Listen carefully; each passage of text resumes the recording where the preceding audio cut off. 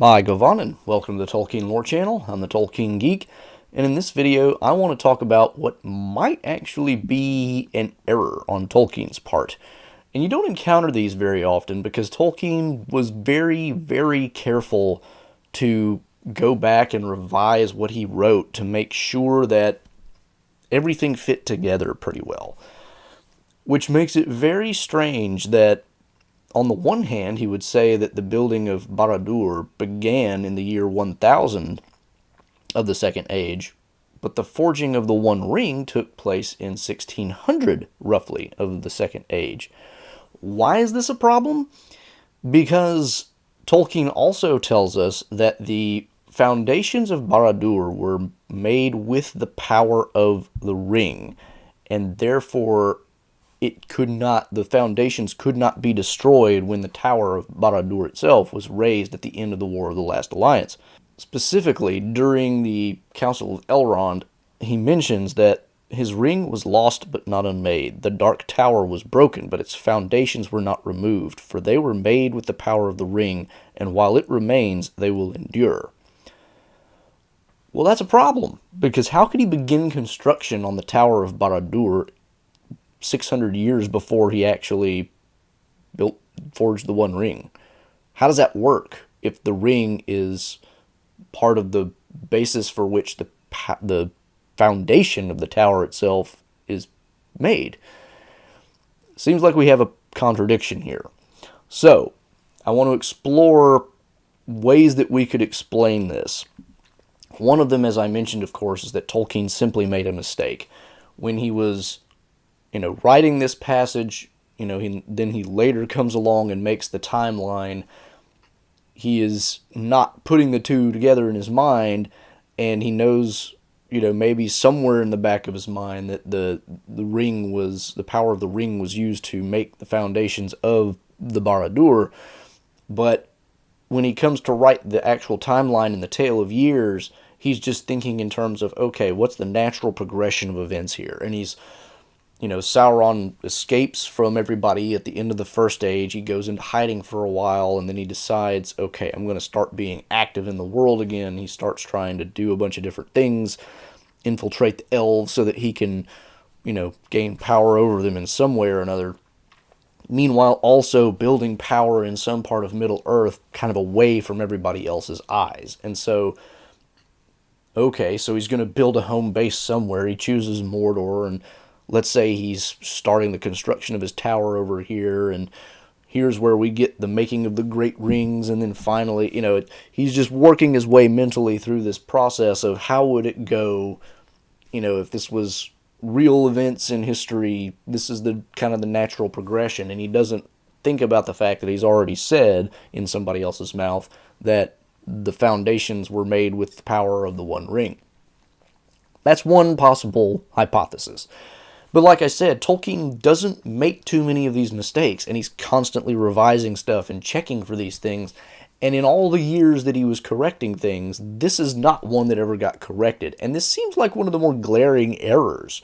You'd think somebody would have noticed, so that at least by the time of the second edition, it would have been noted that, how does this work, J.R.R.? And he would have been like, how do I fix that? And he might have tried to come up with a clever way of fixing it without actually changing anything, such as the way he did it with The Hobbit, where Bilbo tells the story in a complete lie, but then we get the real story in the second edition of The Hobbit. So he doesn't change the story, he just puts it in a completely different context by saying, well, that was Bilbo's original story, he just fibbed a bit. So it does seem kind of unlikely that a glaring error of this nature just survived all this time and nobody caught it and Tolkien didn't fix it. So it's kind of unsatisfying to just put it down to error. On the other hand, it seems very hard to explain any other way. How can you reconcile the fact that the foundations of a tower whose construction began in the year 1000 was made with a ring that wasn't around for another 600 years. You have to start with the foundation. So if he started building the Barad-dur he surely must have begun with the foundation, which means the ring wasn't there when he made the foundation, which means the foundation wasn't made with the ring. Right? That just seems to follow naturally. I mean, I don't think, for instance, that you could build the entire tower and then he could, once the ring is completed, build the foundations and then like levitate the tower on top of it with the power of the ring. I don't think Sauron can do that. And they certainly didn't have anything like the mechanical technology to do it either, because the Tower of Barad-dur is rather big. So, yeah, I don't think we can explain it by just saying that he kind of magicked his way around it. That's kind of a lazy explanation. So then what does it mean? Well, I think you could explain it in one of two ways that I can think of, and neither of them are, to my mind, extremely satisfying either.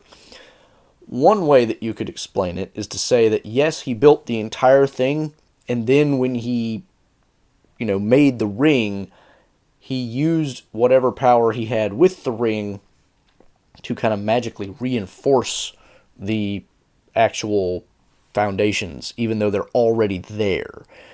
What would this look like in real terms?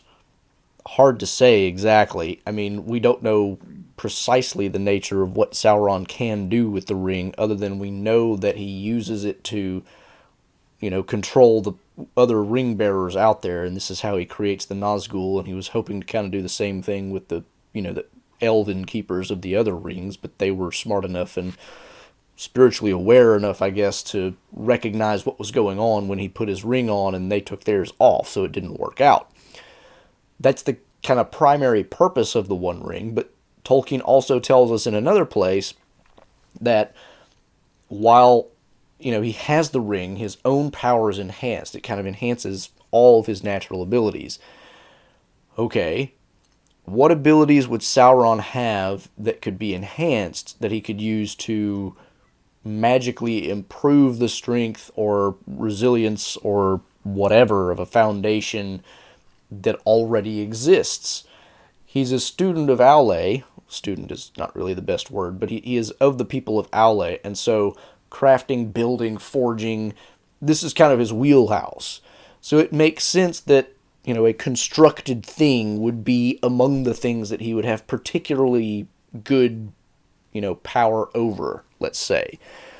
But as usual, magic in Tolkien's world is kind of vague and not very, delineated by clear rules. And so it's difficult to say what could Sauron have been doing with the ring that would allow him to do something special with the foundations of Barad-dur that he couldn't have just done before. I mean, that's kind of tricky. So I don't know that I find this particularly satisfying as a theory, because, I mean, why not then say, okay, if he could do that, why not say that the foundations and Barad-dur itself are also improved with the power of the ring and make the Barad-dur itself indestructible? Which raises the other interesting question, of course, why not do that in any case? Regardless of how the ring is involved, why is it that the foundations are the things that are, that's the thing that's made with the ring? Why is that even important to Sauron? Why does that need to be? The obvious answer in one sense might be the simple fact that, well, there is an active volcano over there, which means we're probably going to experience earthquakes from time to time, so if the foundation is at least solid enough to be indestructible, the rest of the tower is fine. Maybe that's why.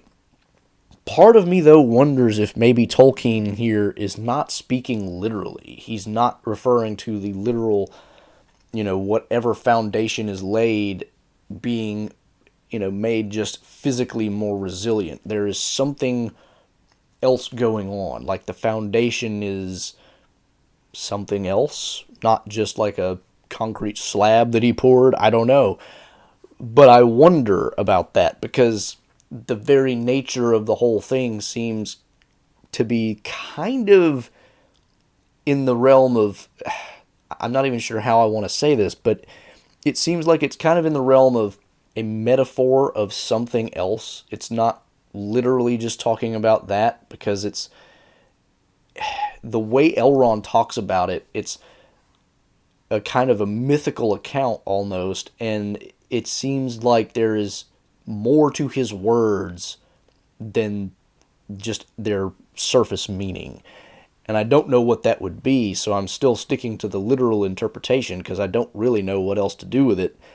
But it just seems weird on its face to say that, okay, well, I'm going to have this tower and the foundations, but nothing else, I'm going to make super, super resilient such that they can't be destroyed. Okay. I mean, again, the only thing I could think of why that would be even relevant would be because the existence of Mount Doom in a very close by is a potential hazard to those foundations. So let's say that that's what it is, because that's the only thing I can think of. That still doesn't really explain why he would build the entire tower and then be able to magically make the foundations stronger. Especially because the way the quote reads is not the foundations were strengthened by or improved by, but made with the power of the ring, right? So that brings me to my final theory, which is the one that I find the most satisfying, although I still don't really fully find it satisfying. But my final theory is that when he says made with the power of the ring, he doesn't mean made with the ring. Again, you have to really kind of parse the words here. He says, made with the power of the ring. What is the power of the ring? Well, ultimately, it's Sauron's own power, right? And therefore, it cannot be destroyed while the ring exists. Here I'm paraphrasing a little bit, but the idea here is the foundations of Barad-dur are basically indestructible so long as the ring exists.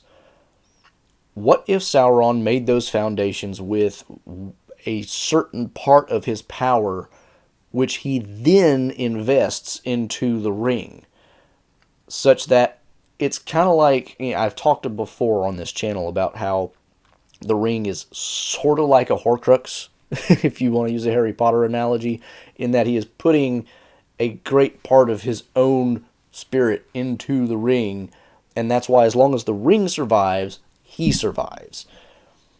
And if the part of his power that he puts into the ring is the same part of his power that he uses to construct the foundations of Barad-dur, then it makes sense that the ring acts not only as a Horcrux for his own self, but also for this thing that he built, the foundation of Barad-dur, right? Does that really work? Is that really what Tolkien intended?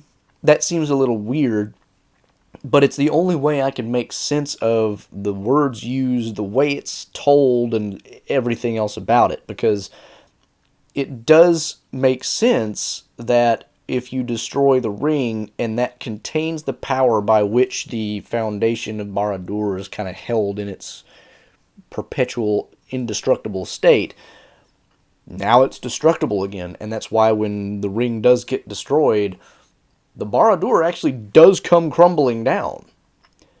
It is acting as the glue. That ring is acting as the glue that holds the whole thing together, and it's being held together precisely because the same power that Sauron used to make those foundations, he put into the ring as like a holding vessel.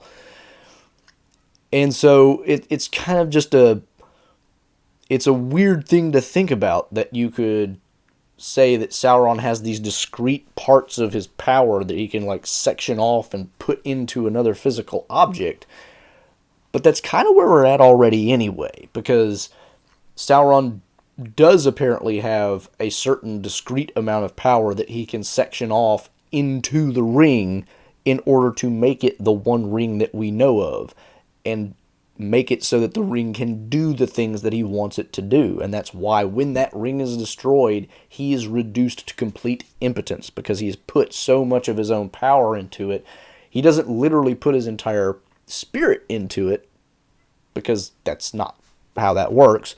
But seemingly he can take a part of his power, which by definition, therefore, must be some discrete part of it, because he still has some remaining power apart from it while it exists, and put it into the ring. There is something discrete about it. Again, Tolkien doesn't go into huge detail about the rules of how this works, and so there's no clear indication of, here's how you can separate your, what power you have into chunks and put it into physical things to be, basically Horcruxes, but nevertheless, that seems to be the clear implication, and that seems to me to be the only way to explain the specific words used, and it allows us to hang a lot of weight on that phrase, the power of the ring, rather than, the other possible way you could word that being, with the ring. It wasn't made with the ring, it was made with the power of the ring. Okay, well, the power of the ring is ultimately Sauron's power. He uses his power to construct the Barad-dur, and then he puts that power into the ring. Okay, well, and why would he do that then? Well, we can also explain this, because the really interesting thing about this is Sauron has been defeated before and had to abandon an earthly form before. And remember, this is before the downfall of Numenor. This happens before all that. But in the First Age, he had to do pretty much the same thing when he was, defeated by Luthien and Huon. So he knows that this is a thing that can happen, and he knows that disembodiment is a big deal. Being disembodied when you already have a bodily form is, it's a major thing. And he also has the the precedent of his own boss, Morgoth, because Morgoth in his physical form, which he's kind of stuck in for the rest of time, at least as far as we know, he could suffer physical, injury and ailments and things like that, because he can be maimed and made lame by a sword cut from Fingolfin. We know this. And so Sauron, looking at that, might be thinking, you know what? It is just within the realm of possibility that at some point in the future, I might end up in that situation again, and if I am defeated enough to the point to where my physical form is just obliterated and I have to reconstitute myself, Barad-dur might crumble because the foundations might just not survive. So, what if I put that part of my power into the ring such that it just holds it all together while I'm off, re-embodying myself? Nobody's going to destroy the ring. Nobody's got the willpower, and they're not going to get it anyway because, nobody's going to get me eventually anyhow. I mean, I'm powerful enough that I'm just going to be able to stop them. But, on the off chance, let's say that somebody did, they'll just be corrupted by the ring. I'll get it back eventually, and everything will be hunky-dory. So, you can actually explain that through the same exact logic. Sauron is actually being kind of intentional here and saying, what's my absolute backup in case something really bad happens, which isn't really going to happen, but, plan for all contingencies, right? Let's say, something really bad does happen. As long as I have the power that built this foundation in the ring, I won't have to restart the entire process again. The foundation will still be there. So, yeah, I'll just put that power into the ring and everything will be fine. So, that theory is, like I said, it's the most satisfying. The reason I don't find it completely satisfying is because I am, and this is a thing lawyers do, but I am putting a lot of weight on the specific wording of that quote, saying, made with the power of the ring. The natural way to take that, I must admit, is to say that the ring was made first, and then its power, such as it is, was used to make the foundations of Barad-dur. That seems to be the most natural way to take that. The way I am taking it is a possible interpretation, but I don't find it to be the most plausible one on its face. I am only taking that interpretation because it seems forced by the contradiction of the timeline, right? The fact that I have to explain how the Barad-dur could be begun in the year 1000 and then the ring made 600 years later, and yet it's the power of the ring that made the foundations. That just... And again, this is part of the reason why I wonder if there's a slightly less literal sense to what's being said here about the foundations of Barad-dur. Is he meaning literally just the construction that's at the bottom that is the base of everything else built on top? Or is there something else that he means by foundations that I can... But it seems like he's talking about a literal, foundation, a base, a constructed thing, because it's something that could theoretically be destroyed if the ring is gone. And in fact, that is what happens. When the ring is destroyed, the foundations themselves become, at least destructible. And this happens. So it seems like he's talking about at least a physical object in a literal sense. But there's still a part of me that wonders if there's maybe a little bit of something not entirely straightforward about the way that he means this. He's not just talking about, we built this thing and that's it. So again, I'm not entirely satisfied because I don't like having to parse the language that way. I am semi-comfortable with it because as a lawyer, I live by words, and I am, capable of looking at the meanings of words and parsing them in a way that I can make them mean what I need them to mean. But it's not, my more just natural human side is like, but that's not what it seems like it's saying. It's, there's that little thing in the back of my mind that's like, that doesn't feel right. So that's the best that I can come up with. I'm curious, does anybody else out there have another theory that might explain this better and maybe resolve the tension that I am having with, the literal meanings of the words power of the ring and foundation and all this other stuff, with the desire to try to make that line be a little more, have a natural meaning that you don't have to kind of lawyer your way around to make it fit.